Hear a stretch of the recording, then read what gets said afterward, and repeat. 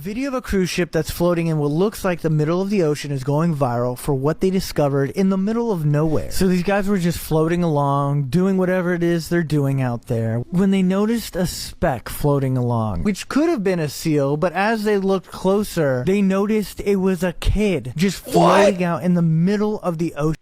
Oh, hell no! You already know what it is. It's your boy Laid Back with another reaction, another review, another episode. Hey, TikTok, you up to bat. Bah!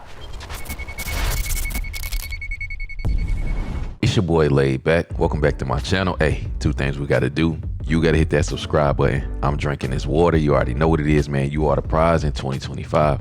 You are the prize in 2025. Make sure you hit the like button. Make sure you hit the notification bell. Stay up to date with all the videos. We back with another one. Before we get into this, make sure you hit the like button, of course. 2026 slogans. What's up? Where we at in the comments? 2026 slogans. I've been seeing a lot of dope stuff. And some of y'all been hitting me on the DM too. I've been seeing that too. But yeah, man, so drop it in the comments, man. But we here. This is for all the people that enjoy cruises. I've never been on a cruise before, but this is some cruise conspiracy, tragedy type stuff going on. So people that enjoy cruises and all that type of stuff, be careful out there. You make it to the end of this one, you a real one for real. Put that in the comments. But let's go ahead and get into it, Fire Squad. What's popping? Let's get it. Before we get back into the video, I want to tell you guys a quick and easy way that you can make money just by playing games on your phone. Free Cash is a program that helps games and apps to find new users. So how it works is the companies get paid just from you playing the games. But where Free Cash comes in is they take some of that money and they reroute it to you. Now, this is not a get rich quick scheme. You actually have to play the games to actually get the money. So you can either hit the link in my description or you can use the QR code on the screen. Super easy to sign up. All you need is an email and a password. If you use the link, they'll give you $5 immediately to your account, credited to your account by using the link. And it's super easy to withdraw. You can either withdraw through Bitcoin, PayPal, or bank transfer. Super easy. Most people is making like $10 to $20 a day. But if you got some time, you can really lock in. You can see that this game right here is paying $1,020 just to complete it. So it's games out there where you can make some money for real, but you got to lock in and put the time in though. So if you already use your phone to play games and stuff like that, let that phone actually make some money for you too. So make sure you hit that link in the description, hit the QR code, make some easy money, man. Shout out to the squad. Peace. If your daughter went missing on a cruise ship, would you be all right with this response? We're not gonna stop everybody's cruise because there was a missing girl. What? That's one family's unfortunate incident, but we still had 2,400 people who paid a lot of money. And as cold as that sounds, that's the reality. We left 5 or 6 o'clock. You know, we still had a couple thousand people to entertain, feed. They were still on vacation, so we went back to, you know, normal operating procedure. What? Life goes on. What? Cruises go on. Now, we can understand cruises go on, life goes on, completely understand it. But if you're missing your child, do you think having that lack of empathy and sympathy from the director of the entire cruise ship, do you think hearing it like that makes you feel good? Do you think feeling that lack of empathy really puts confidence in that director and the rest of the employees on that cruise to search and to look for your child? No. So that when you go back home, you go back home with your child versus going there with the child and then returning home without yours? Do your own research. This is going to be crazy. I met a woman who worked on the same cruise ship that Amy Bradley went missing on this past weekend.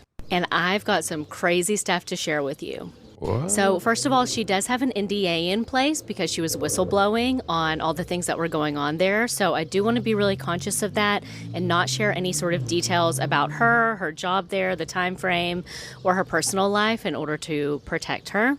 But there are some things that I can tell you.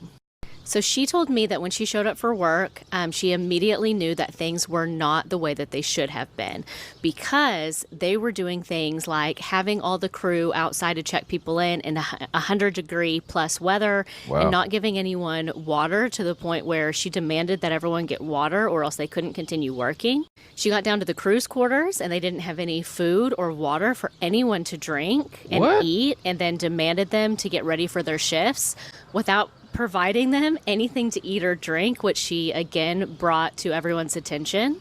And that was just the beginning. She did share with me that underneath that specific cruise ship, there are so many nooks and crannies and doors and places that someone could get hidden. And she 1000% believes that Amy Bradley was kidnapped and probably hidden in one of those places until they could get her off the ship. Whoa. And she was whistleblowing so much to the point that at one point they told her to go into her room and they tried to lock her in her room. What? To the point that she was like trying to be upstairs as much Yo, these cruise ships is out of pocket, bro. These cruise ships is out of pocket. as possible, even though she wasn't on the wait staff. And she was trying to actively tell other cruise ship people like what was going on, how scared she was, that if she went missing, that it was the people on the cruise ship that did it. Damn. Like, this woman was scared for her life, and she was literally just working on the cruise ship. So imagine how unsafe that is. Also for, people that don't realize the dark truth of what's going on that ship. And you can Google which cruise ship exactly this is, but I don't even want to mention it in this because I'm worried that they'll find this video and it could somehow harm her NDA. But anyway, this information was absolutely crazy, and it actually just fell into my lap. I didn't even tell her that I'd had another video go viral about the Amy Bradley case and that I knew all about it. So it was just, a bit of fate that I ran into this woman and that she started telling me about this. But that absolutely terrified me to go on another cruise, just knowing that there's so many places that you could get snatched and taken underneath, never to be seen again. What the hell is going on these ships? Very surprising new twist in the mysterious death of a Florida teenager aboard a cruise ship earlier this month. Anna Kepner is her name. She was traveling with her family in the Caribbean when the 18-year-old teenager's body was found by one of the ship's staff members underneath the bed. The FBI is looking into whether it was foul play and if a family member may have been involved. CBS News has learned that criminal charges may soon be filed against a step-sibling of Central Florida high school senior Anna Kepner, according to an emergency court filing in an unrelated family matter. The 18-year-old was found dead aboard the Carnival cruise ship Horizon the morning of November 7th. Few details have been released, but law enforcement sources tell CBS News that a housekeeper discovered Kepner's body under the bed in her private room. Dang. Kepner was on a family vacation with her father, stepmother, and 3 step-siblings. According to the Daily Mail, Kepner told her family she was not feeling well and went back to her room. When she didn't show up for breakfast the next morning, a frantic search began. Certainly, it just points a finger at some level of foul play. Michael Winkleman is an expert in maritime law. Is there an instance where there's a civil case against the ship here? There's ship security all over that vessel. They have an obligation to keep their passengers reasonably safe. CBS News has also learned investigators are reviewing the ship's surveillance video, Kepner's cell phone data, and the access card reader to enter her room. In a statement, Carnival says it's focused on supporting the family and is cooperating with the FBI. People think, oh, that'll never happen to me. Jamie Barnett's daughter, Ashley, died on a Carnival cruise in 2005. She is now an advocate for victims. And these are big ships now. It's like a small city. Even on a cruise ship, you can't let your guard down. A memorial service for Kepner will be held tomorrow. Damn. Rest in peace to her, man. Video of a cruise ship that's floating in what looks like the middle of the ocean is going viral for what they discovered in the middle of nowhere. So these guys were just floating along, doing whatever it is they're doing out there, when they noticed a speck floating along, which could have been a seal, but as they looked closer, they noticed it was a kid just floating out in the middle of the ocean. Oh, hell no! A kid? A kid? No fucking way. No way. A kid? Along, which could have been a seal, but as they looked closer, they noticed it was a kid just floating out in the middle of the ocean. He looks exhausted when you zoom in on him. I can't believe he was out this far for who knows how long. That's tough. I gotta hand it to him. So they threw him a few lifesavers, and once he grabbed on, he must have been so relieved. He looks exhausted. They brought him aboard. These guys must have been so surprised to have found that kid in the middle of the ocean, but also pretty relieved to have been there. But they gave him warm blankets and took care of him. And everything certainly does happen for a reason. They were meant to be out there that day. Hopefully that kid learned his lesson to never swim out too far when you're at the beach. But what do you guys think about this? Man, hell no, that is crazy. If you need a reason to never go on a cruise, just look up how many people either mysteriously die on or go missing from them. And whenever I start thinking that it would be fun, I automatically think of this guy. He disappeared from a Royal Caribbean cruise ship in 2005 on what was supposed to be an exciting 2-week honeymoon with his new wife. A lot of his blood was found in his cabin and on the side of the ship, and at first, police thought that he simply fell overboard in an accident. But then little things started to not really add up, like how the last 4 men that he was ever seen with, who he met on the cruise, used his key card to enter his cabin. And then shortly after, neighbors heard a massive fight out on his balcony and a horrific thud. How these same 4 men recorded themselves after, laughing and joking about its death. Yet at the time, no one knew he was even missing. How again, these same 4 men also SA'd an 18-year-old girl on the very same cruise ship. And they recorded that as well, yet nothing was ever done about it. This is probably one of the Bro, what are we talking about? What are we talking about here? They recording stuff, doing crazy stuff to people and nothing is happening? Come on, bro.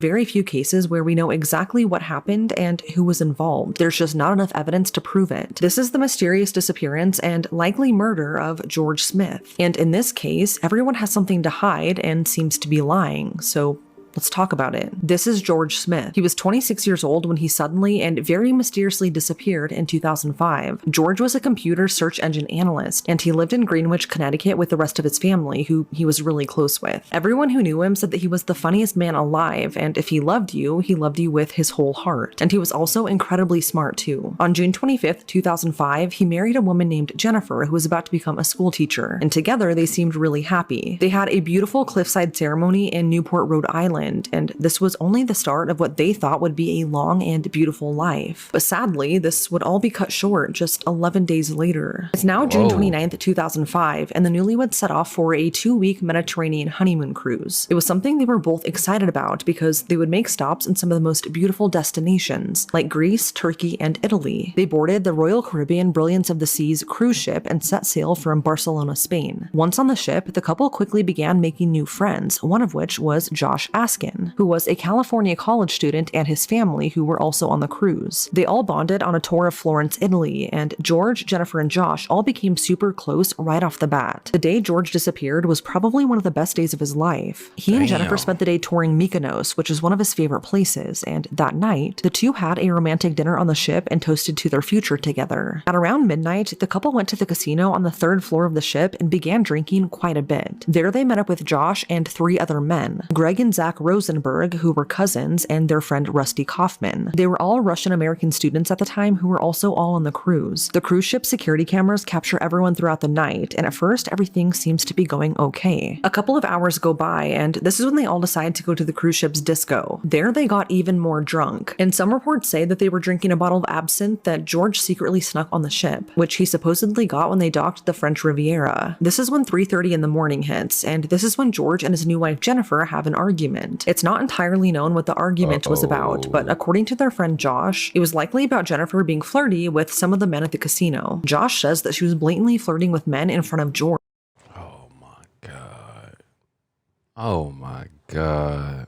Even including the casino's manager. And according to him, the manager was seen putting his arm around her. This caused George and Jennifer to get into a fight, which ended in Jennifer kneeing him in the groin and leaving alone. More specifically, leaving George behind. George continued to party with Josh, Greg, Zach, and Rusty for another 20 minutes or so before they all went back to George's cabin, room 9062 up on the 9th floor of the ship. The ship's key entry system records George and the men using the key and entering the room at 3:52 a.m. And they were expecting to see Jennifer Jennifer there, but the room was empty. Drunk and wanting to look for his new wife, George and the men then leave the cabin to search the ship for her. But then they return to the cabin and are recorded again using the key and entering the room at 4:01 a.m. According to the 4 men, since they couldn't find Jennifer, they just helped put a really drunk George to bed. They took off his shoes, tucked him in, and left, proceeding to go back to their cabin and order a bunch of room service. That was that, and nothing more. Fast forward about 20 minutes. This puts us at 4:20 in the morning, and this is when some of the cruise ship staff find Jennifer. She was passed out drunk in a hallway in front of someone else's room. Wow. They quickly helped her back to her cabin, which was recorded once again on the key entry system. George should have been sound asleep in his bed, as only 20 minutes or so had passed since the 4 men supposedly tucked him into bed. But something happened in that 20 minutes, because George was nowhere to be found. The room was completely empty, and this was confirmed by the cruise ship employees. But Jennifer was so drunk that she just fell right to sleep, not knowing that something was horribly wrong. And just a few hours later, her life would never be the same. At around 8:30 the next morning, so roughly 4 hours later, one of the passengers on the ship woke up and wanted to take some beautiful pictures of the water. The metal lifeboat canopy, which was right below George's cabin, was covered in blood. Like, so much so that when this passenger looked at it, their first thought was that someone died there. In the blood appeared to be some handprints and footprints. So obviously the cruise ship security team was notified, who took a tally of everyone on the ship. And this is when they realized that the occupants of cabin 9062 were unaccounted for. Thankfully, they were able to quickly locate Jennifer, who was at the ship's spa for a scheduled massage. But George, nowhere to be found. This is when they informed her that George was missing, and a ton of blood was found beneath their cabin. So they asked her where he was, but she had no idea. She told police that she was so intoxicated the night before that she remembers nothing after fighting with George and leaving the casino alone. She tells them how she was found blacked out in a hallway at 4:20 in the morning, and when she got back to her cabin, George was not there. She didn't think much of it because I guess this wasn't the first time on the cruise that they had slept in different cabins. I don't know what their dynamic was, but George had reportedly stayed with Josh one night, and then with another couple who he befriended on the cruise another night. The ship was about to dock in Turkey, so while the ship was in port, Turkish police got involved and started searching and conducting interviews on the ship. But what's horrible is that Royal Caribbean didn't lock the ship down at all, so anyone was allowed to freely exit the ship, destroying any potential evidence or possibly contaminating it. It wasn't long into their investigation that suspicion started rising. Not only was George's blood found on the side of the ship, but his blood was also found in his own cabin. It wasn't a lot by any means, but it was a few drops of his blood on the bed sheets. The couple's cabin was messy, but not really trashed, and nothing appeared to be missing. But one thing police did find odd though was one of the ship's lounge chairs. It was pushed directly up against the railing, which stuck out to them and honestly made them feel like this could be a situation where George just jumped and ended his own life. Authorities used the key entry system and security footage from the ship to piece together a rough timeline, and they feel that George either fell or was intentionally pushed overboard at around 4 a.m. or shortly after, and that his body was somewhere in the water between Turkey and Greece. A massive search for George was kickstarted, but to this day, his body has never been found. Outside of not remembering much, Jennifer was quickly ruled out because of the time when she was found that night. She was found so far away from her and George's cabin, and it was right around the time when George is believed to have gone overboard, so this timeline rules her out as a suspect. Police then started interviewing the last known people to see George alive, which were his new friends, Josh, Greg, Zach, and Rusty. They told the police everything I told you earlier about them supposedly tucking him in and then leaving to go order some room service. But after a few interrogations, their stories started to fall apart. Josh began acting nervous and trying to deflect a lot of the attention off himself and to the ship's casino manager. He told police that the casino manager was super weird and overly flirty with Jennifer the night George disappeared, and he insisted that when Jennifer got in that fight with George and left, that the manager immediately followed her out. Josh said this really needed to be looked into and to go and interview him, so they did. But the casino manager was quickly cleared, and this was for a few reasons. Not only did Josh completely lie when he said he followed Jennifer out of the casino that night, witnesses confirmed that he in fact did not, but authorities were also able to verify that he used his keycard to enter his girlfriend's cabin that fateful night at 3:25 a.m. when George and Jennifer were still at the disco and long before he disappeared. The casino manager also took a polygraph test and passed, as did Jennifer. before, so they were telling the truth. Then authorities were able to go through the cruise ship's room service records to see whether or not the men had ordered room service to their cabins like they said they did. This would have given them some sort of alibi, but after reviewing the records, absolutely no room service was ever delivered to their cabins that night. A couple of really short phone calls were made to room service, but no order was ever placed. Or at the very least, it wasn't ever written down and logged, which was protocol. So I guess it's possible that a mistake was made by one of the room service employees, but it just seems unlikely. Then police started interviewing some of the other passengers that were neighbors to George and Jennifer, and their account of what happened makes the hair on the back of my neck stand up. So that night, just after 4 a.m., one of the passengers in a neighboring cabin heard George and 4 other men inside his room. They were pretty rowdy and yelling in the room and out on the balcony, and it sounded like they were all fighting. This was so loud that security was actually called to the room a few times. The neighbor then looked out their door and saw 3 men leaving, which is weird because all 4 men had been inside that room. This has led people to believe that one of them was still inside with George, but this has never been proven. After the 3 men left, the neighbor then proceeded to hear what he described as a horrifically loud thud, and then the sound of furniture moving. That horrifically loud thud is thought to be George as he went overboard, hitting the metal canopy. The neighbor was able to identify the 3 men he saw leaving as the 3 Russian-American men, Rusty, Greg, and Zach. So this looked pretty suspicious, which caught the police's attention. But then something else surfaced, a videotape to be exact, that kind of put the nail in the coffin. A videotape surfaced which was recorded by Josh and the 3 other men, and this was taken about an hour after George disappeared. In it, they all joked about George's death and made some pretty crude remarks. Rusty can be heard laughing, referring to George going parachute riding off his balcony, and Greg can be heard almost bragging about being involved somehow, saying, quote, "See, I told you I was gangster." End quote. And if this wasn't bad enough, 2 days after George disappeared, an 18-year-old passenger on the ship came forward and told police that 3 men had SA'd her not long before George went missing. To everyone's shock, the 3 men were Rusty, Greg, and Zach's little brother, which was also Greg's cousin. The woman told police that she was taken back to one of their cabins and was blackout drunk, but she would come to here and there to discover that she was being SA'd by these 3 men. Not only that though, but they were recording the SA. And who was recording it, you may ask? Josh Askin. The men tried saying this was all consensual, but in the video, the girl is seen and heard clearly crying. This is when everyone pretty much knew that these guys were somehow involved. And 20 days into the investigation, the FBI took over. All 4 of the men and their families were kicked off the ship once it docked in Naples. The SA was investigated by Italian authorities who really didn't want to get involved. So they said they had no jurisdiction and they let the men go. And to this day, no charges have ever been filed in the sexual assault case, even though it was literally recorded. And the fact that those same 4 men were the prime suspects in a literal disappearance on that same ship. Before they were kicked off though, Josh was overheard in one of the elevators on the ship by an employee where he said, quote, "I know more than they think I know. Those fuckers almost got me arrested in Turkey."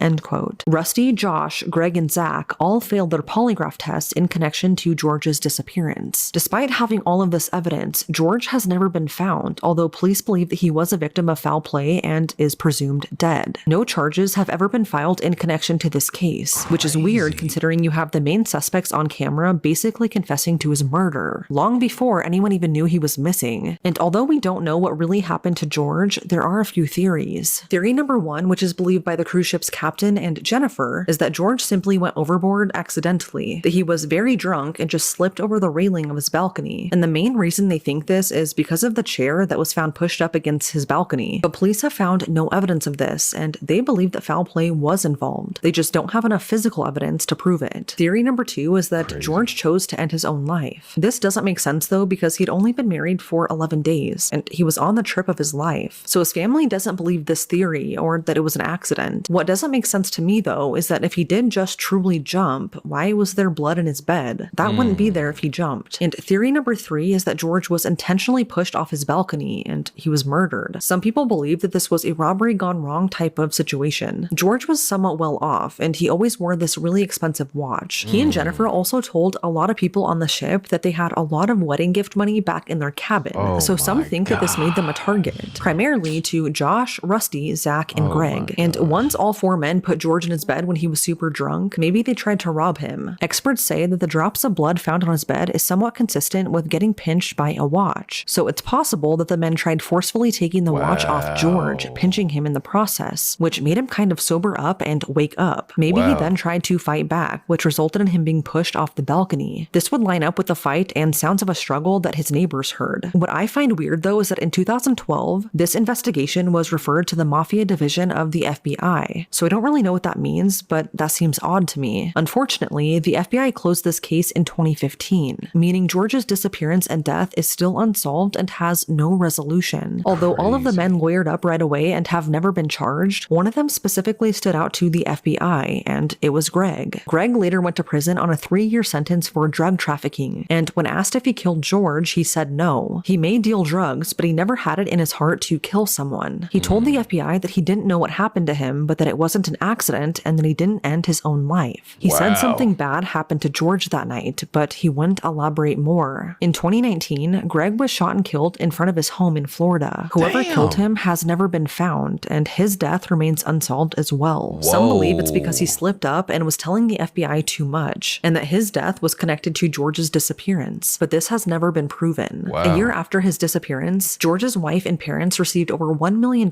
from Royal Caribbean directly, and Jennifer has since gone on to get remarried. This is one of those cases that honestly pisses me off because it seems so clear what happened, yet almost no evidence was left behind to prove it. And that's scary to me, and one of the main reasons that I will never go on a cruise. But it's now been 20 years, and whatever happened to George on that cruise ship that night remains a mystery. That's a crazy story. This baby fell 11 floors from her grandfather's arms. On July 2019, 18-month-old Chloe and her family were vacationing at the Royal Caribbean Cruises in Puerto Rico when her grandfather sat her at the window ledge and she fell 11 floors to the ground. Chloe's grandfather, What the fuck is he thinking about? What the fuck? Let me just... Salvatore Anello says that it was all an accident and he thought the window was closed. He said he leaned Chloe against the window because that's what she likes to do. Chloe's mother, Kim, was devastated, but she does stand by her father and says that the cruise was negligent and should have never had an open window by a kid's play area. Chloe's family says she fell through that open window, set to slide open to provide ventilation in what's known as the H2O zone aboard the cruise ship. A family attorney says the toddler's grandfather, Sam, placed her on a railing to look outside, believing he was lifting the toddler behind a wall of glass. After the cruise ship reviewed their surveillance footage, there seems to be more to the story. But ship video, first shown on TV in Puerto Rico last month, shows Anello leaning out the window for about 8 seconds, while Chloe is still on the ground. Then he lifts the girl up and over a wooden rail. He held her for about 34 seconds before she slipped from his arms. Royal Caribbean says the video proves Anello had to know the window was open and recklessly lifted Chloe over the window. Salvatore pleaded guilty to negligent homicide and was sentenced to 3 years probation. 3 years? Probation? Imagine getting trapped on a cruise with no electricity, no air conditioning, and a backed up sewage system. That was the reality for passengers aboard the Carnival Triumph in February 2013. Passengers went from relaxing by the pool to being given bags to poop in. Whoa. The 893-foot-long ship started its journey as usual. On February 10, 2013, a fire broke out in the engine room, cutting power to the entire ship. The ship's main power system not only controlled all air conditioning and lighting, but it was also in control of moving the ship forward. As if being stranded in the middle of the ocean wasn't worst-case scenario, raw sewage then began getting backed up into passengers' rooms and common areas. The hot sun and no air conditioning made the smell of poop even worse. And many passengers began to set up beds and tents on the upper deck, and this was called Tent City. A passenger told NPR people began hoarding food and even fighting, and the crew was doing everything possible to stop a rebellion from taking place. Rescue tugboats arrived and began pulling the ship at a whopping 4 miles per hour towards Mobile, Alabama. Once they got closer to port, the crew offered an open bar but had to shut this down within 2 hours because the chaos got so extreme. Once guests finally touched down on land, they received $500, a free flight home, and a free cruise trip for a date of their choice. But I'm not really sure if they'd want to step foot on a cruise again. If this happened at a resort, you could simply go to another hotel, but because they were on a cruise in the middle of the ocean, this will now go down in history as the poop cruise from hell. Can you imagine the smell on that motherfucker? Who investigates crimes and disappearances on cruise ships? The answer should be easy, but if you go missing in international water, it's actually very complicated. Take, for instance, the case of Rebecca Corium, a cruise ship worker working on a Disney cruise who vanished without a trace in between LA and Mexico in international water. Now, I just did a whole deep dive on her case for the Heart Starts Pounding podcast, which I think you should listen to because I think someone knows what happened to her and they're just not saying. But when someone goes missing in international water, it's not the country which they're from that investigates, it's not the country where the ship left from, or the country where the ship is going that investigates. No, crimes that happen in international water are investigated by the ship's flag country. Now, let me tell you what that means. Flag country refers to where it's registered. And would you believe that a lot of these ships owned by big corporations are registered in tax havens for tax breaks and countries that have very little regulations on how to build cruise ships so that these companies can skirt around regulations. Wow. Some of the most common countries to register cruise ships in are Malta, Panama, and the Bahamas. Which means that when Rebecca vanished off this cruise ship, it was actually police from the Bahamas that were called. And those police felt like they didn't have any skin in the game. This was not their ship, not from their country. The person who disappeared was not from their country. So they didn't talk to any witnesses on the ship, and they also didn't look at any of the CCTV footage from the ship. Which is wild because Disney released this footage from the morning Rebecca disappeared of her having a very emotional phone call and wearing someone else's clothes. But the detectives decided that she was just thrown off the ship by a rogue wave, and they stopped the investigation, and now no one has any answers as to what actually happened to her. If you are interested in cruise ship mysteries and kind of the dark inner workings of some of these cruise ships, definitely check out this episode of the Heart Starts Pounding podcast wherever you get your podcasts. I'm not fucking with no cruises. So this cruise ship wrecks, and the captain abandons it, and he leaves about 4,000 people there to die. Now, the captain's name is Francesco, and Francesco is 51 years old, living in Italy, and dude is the captain of this big-ass cruise ship that operates off the coast of Italy called the Costa Concordia. And one night in 2012, Francesco is piloting this boat with over 4,000 passengers and crew on board. And that is when he gets this idea that's gonna change his life forever. He decides he's gonna perform a sail-by salute. And that is when ships will sail really close to land, and sometimes they'll blow the horn. It's called a sail-by salute. And this will give everyone on the boat a cool view of the island they're passing, and I guess he's just trying to show off. And since he thinks this is gonna be impressive, he invites a woman up to the bridge of the ship to watch the whole thing. But not just any woman. It's this woman, who we'll call Mistress, because she just happens to be Francesco's mistress, who is half his age. And this is an actual picture of her, just straight up looking like a mistress. And Francesco's married, by the way. So of course he's smashing with this much younger woman on the side. And because they're smashing, she's on this cruise for free. So she's humping the captain, so there is no charge for the buffet or whatever. Anyway, so Francesco wants to get the ship close to this island so that he can show off, and he decides he wants to do this sail-by salute manually. Which he doesn't have to do it manually. Cruise ships are very technologically advanced, but I guess using that technology doesn't make him look very badass in front of his mistress. So he turns off the alarm for the computer navigation system. And under normal circumstances, this alarm would warn him if he were to get too close to shore or whatever. But I guess Francesco doesn't really care. So there he is on the bridge of the ship, chatting up his mistress, trying to flex and explain to her how incredible it is that he's steering the boat manually instead of using the navigation system, and he's the only one who's a good enough captain to be able to do such a thing because he knows the area super well and everything's definitely gonna be okay and the boat is totally not gonna crash. Hell no.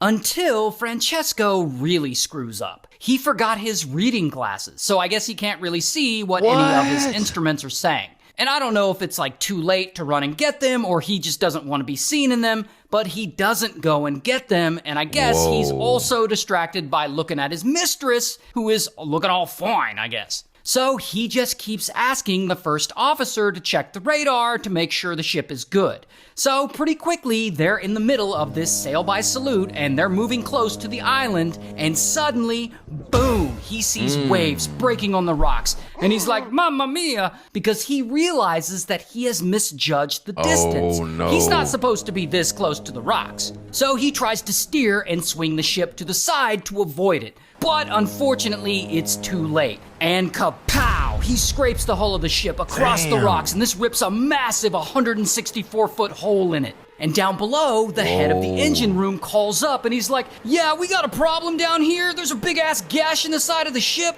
And water is just pouring in, and it has submerged the generators and the engines, and now there's no propulsion and no backup electric power, and some of the instruments are failing, and so then, boom, the power goes out. So now all the passengers are suddenly sitting in darkness. And to make it worse, all this water coming in shifts the weight of the ship and makes the whole thing start tilting to one side. And of course the passengers are panicking at this point, because most of the power is out and the boat is leaning, and they're like, what the hell is happening here? And so the ship is slowly sinking to its side, and it eventually comes to rest in more shallow waters as it runs up on the ground. But water is still rushing in. So Francesco immediately starts freaking out because he knows he really screwed up. He tells one of the crew just to let the Coast Guard know that they only experienced a little blackout and that they don't really need assistance. This is no big deal. And they also make an announcement to the passengers telling them not to panic and that everything is fine. However, obviously everything is not fine. And about an hour goes by, and some of the passengers finally report the wreck to Port Authority. And a little bit after that, Francesco gives the passengers and crew the order to evacuate. So basically, the passengers are ordered to put on their life vests and head toward the lifeboats, but to be calm about it. However, as time goes on, the ship keeps tilting more and more, and that makes it hard to launch the lifeboats. And you can actually see the ship tilting here. And now eventually, the whole boat tilts over on its side. Now, this is an actual photo of it taken the next day at daylight. And here's another picture, and here's another one. I mean, look at that. That looks insane. Now, at this point in the story, people are still evacuating, and it's all chaos. I mean, there are over 4,000 passengers and crew on this thing, so this is not a fast process. And a good ship captain would be leading this effort to get his passengers to safety, and he would be on the ship until everything was handled. Because, you know, like a good captain goes down with his ship. I believe that's the saying. Here's the thing, though. Francesco is just not that guy, and he takes a very different approach. He's like, fuck all this, and he gets in a lifeboat, and he is sailing away to safety toward the harbor.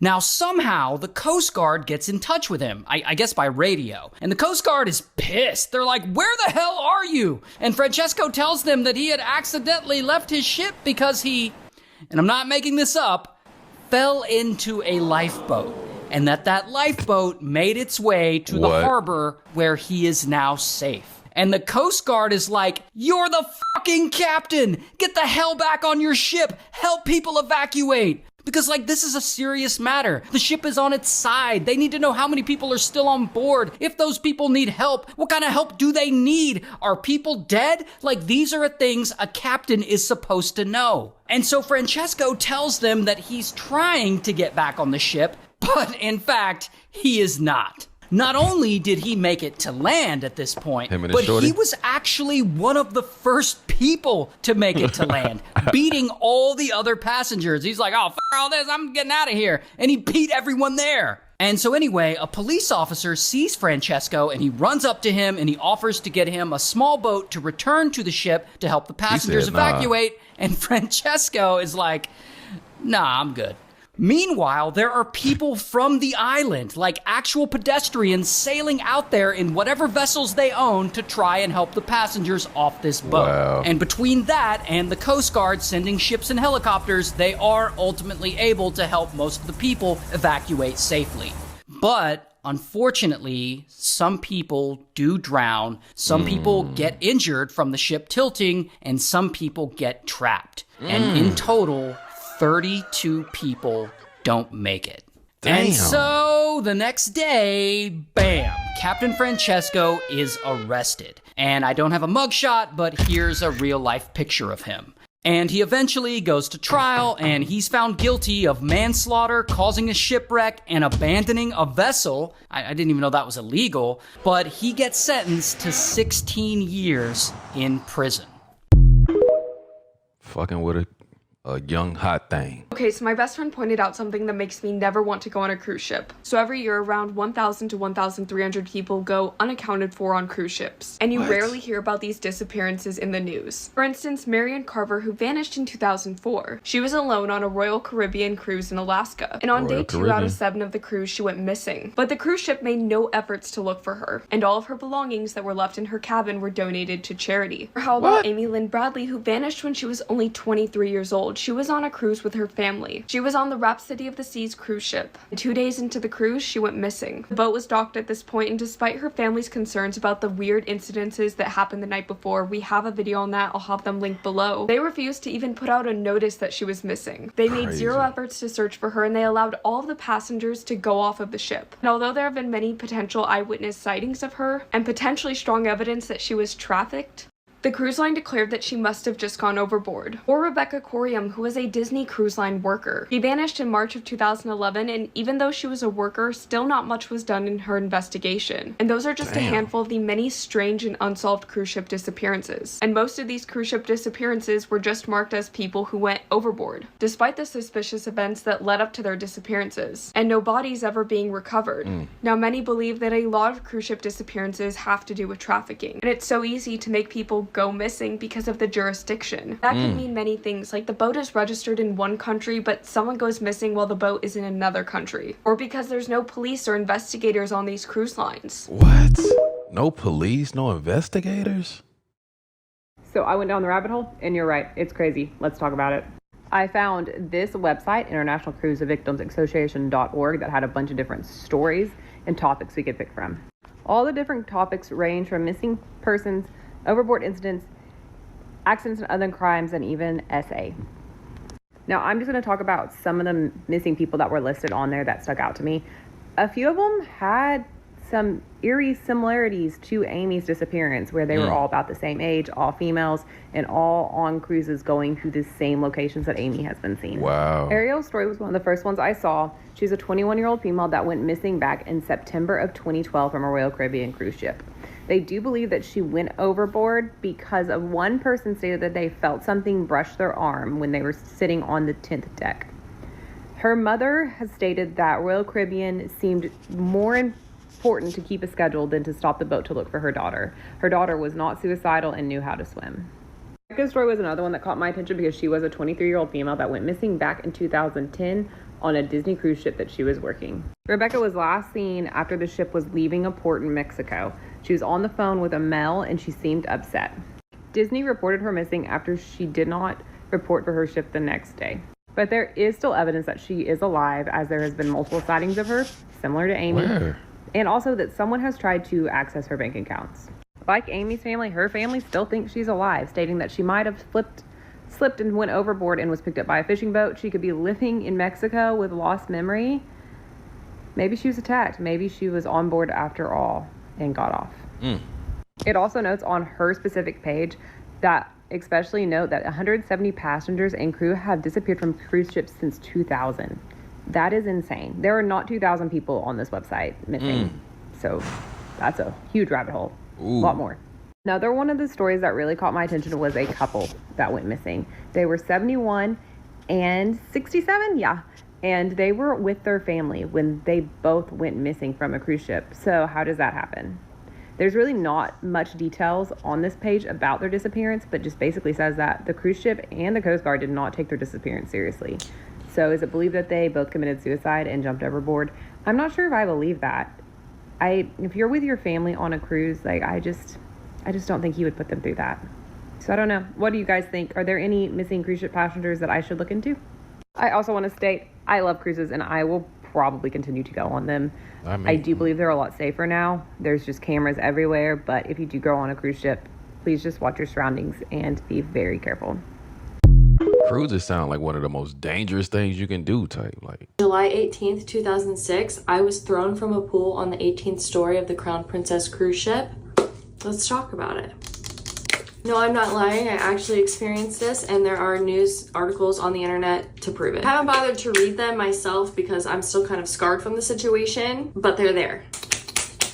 It was day 8 of a 9-day cruise. My brother and I were swimming in the pool like normal. The cruise ship was going to play the Titanic on the giant movie screen that night. Hindsight, probably not the best movie to play on a cruise ship. Nonetheless, it was the middle of the afternoon and all of the pool workers were trying to clear the pool out so we could have a pool volleyball game. And that's when it happened. We were not aware of this until there was a press letter sent to everybody on the ship once we were all home, after everything was all said and done. In the moment, I had no idea what was happening. We later found out, essentially, the captain of the cruise ship was steering away from a storm and he put the ship on autopilot, or whatever it's called for a ship. He told the co-captain to watch this needle, and if the needle went too far one way, to grab the wheel and start steering himself, and that the captain would be back in a moment. The co-captain was watching the needle and felt that it went too far one way, and he grabbed the wheel and started manually steering himself. And that's when all hell broke loose. Luckily, the captain literally felt the most minute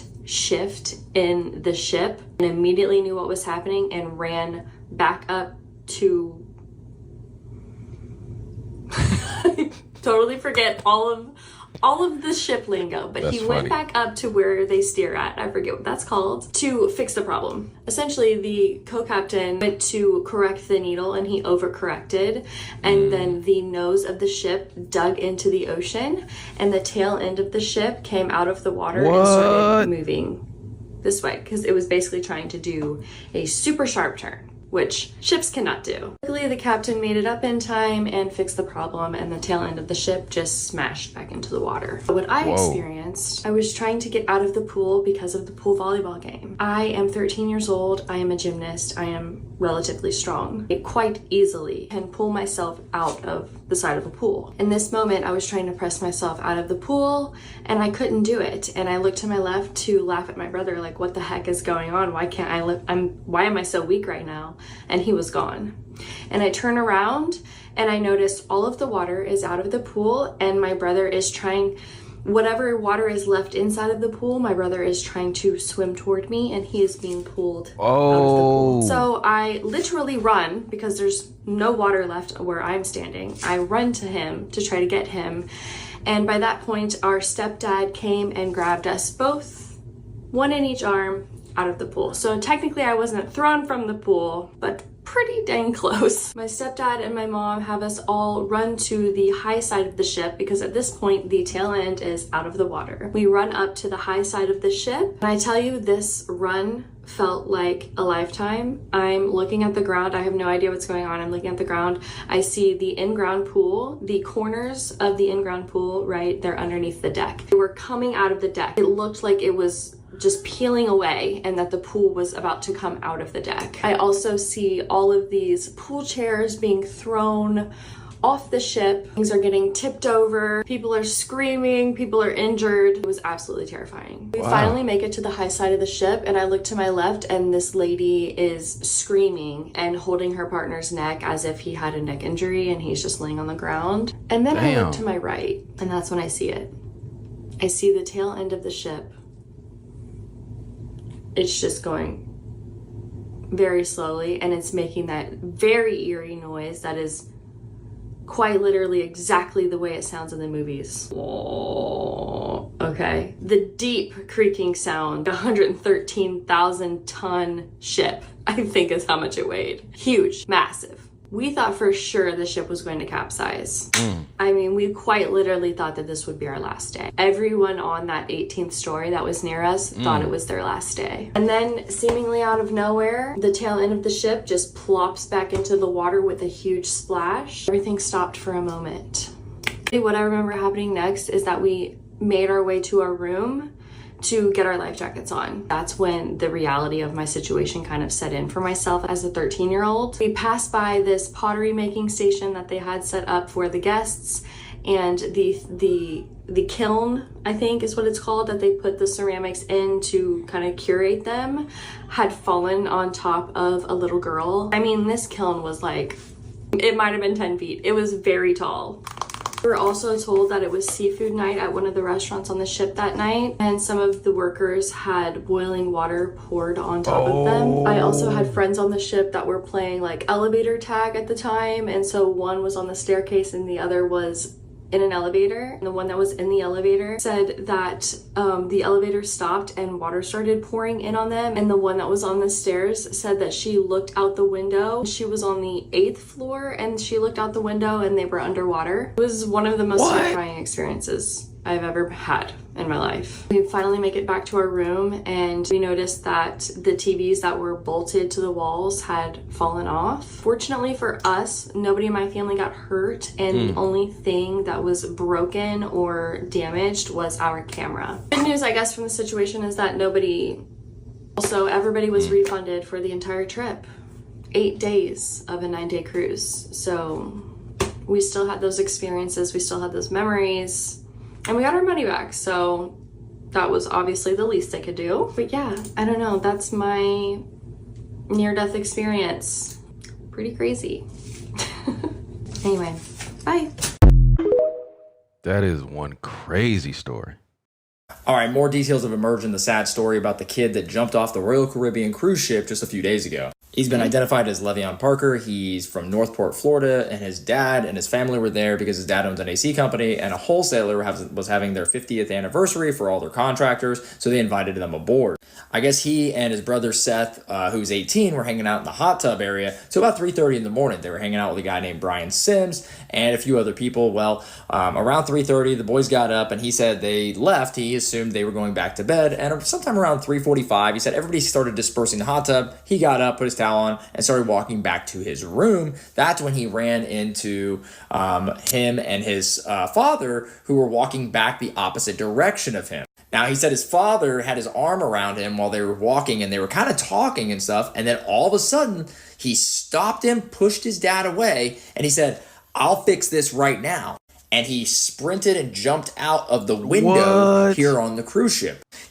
Brian said everybody started screaming, and the dad started screaming, "Stop the ship, stop the ship, stop the ship." Now, this is Brian. This is who we're getting a lot of our information from. He was the one interviewed because he was around the boys and also at the incident when it happened. He said it happened about 8 to 10 feet in front of him. Well, he basically said that he heard over there that the cruise ship takes about a mile to stop, and then they have to turn back around and try to go back to the point they think the child or the kid or person goes overboard was at. He said crews were looking for him. They dispatched boats trying to find him. And unfortunately, the Royal Caribbean does not comply with the laws that it's supposed to comply with. Of course not. You see, according to travel lawyer Jim Walker, he said that Royal Caribbean and many other cruise companies have yet to install the automatic man overboard systems they're required to have by the Cruise Vessel Security Safety Act of 2010. The systems themselves are like state-of-the-art motion detector. They can see when a person falls off, and it actually keeps an eye on the person while the cruise ship turns around to come and get them. It even has infrared so they can be used at nighttime, and it's all state-of-the-art technology that makes finding somebody very easy. He said without this, it's like finding a needle in a haystack. And sadly, this morning for him and his family, the Coast Guard suspended their search for him, and he unfortunately becomes another statistic of the 400 people that have fallen off of cruise ships in the last 30 years. Only 28% of them have ever been found. Dang, he said, I'm about to end this.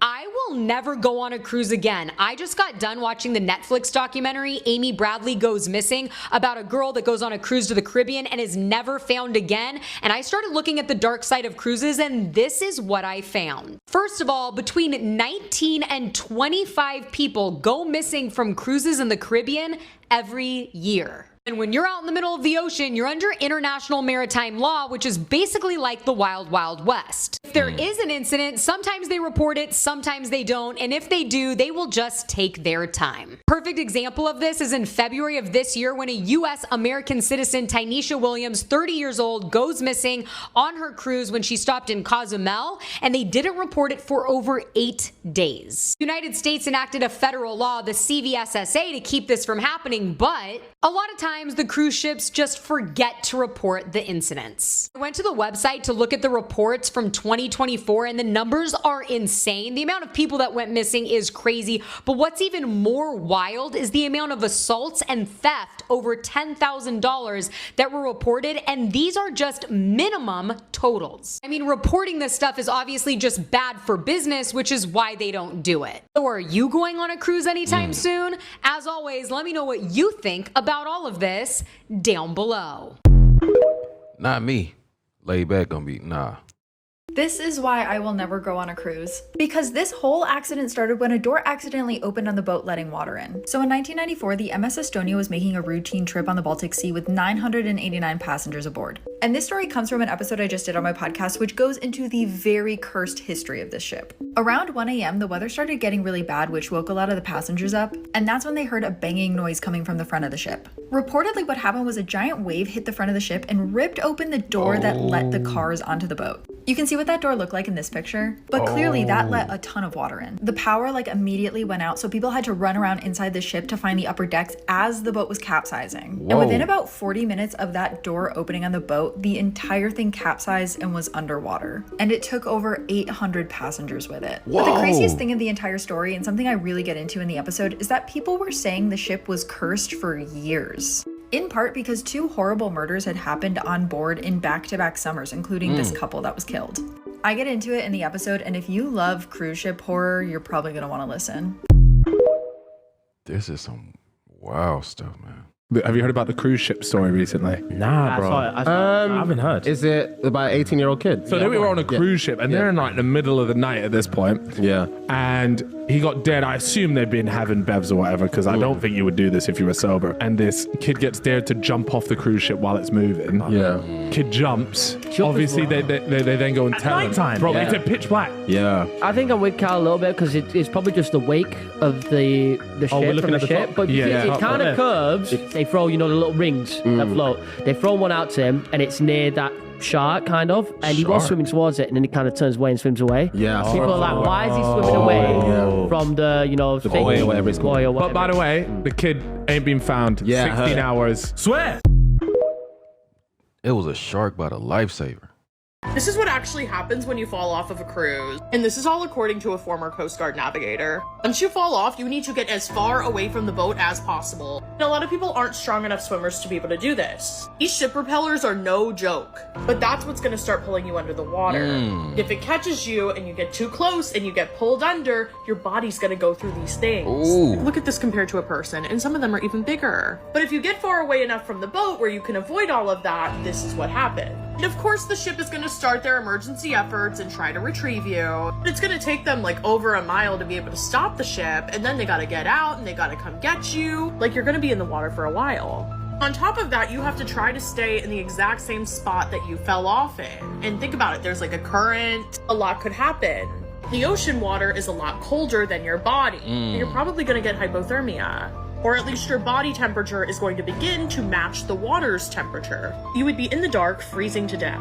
Now, the scariest part, in my opinion, and I didn't know this until very recently. What?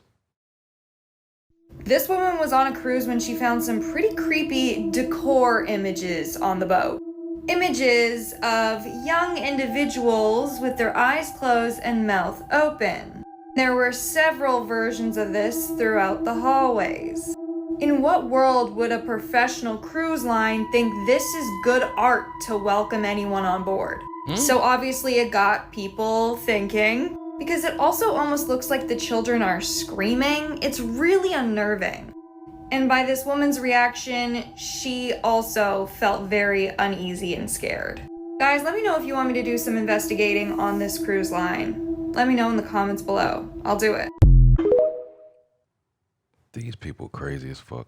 This is why Cameron Robbins did not swim towards the buoy that could have saved him. Cameron Robbins was an 18-year-old high school graduate. He was spending his graduation trip on a cruise to the Bahamas, and on a dare, he decided he was going to jump off of the ship.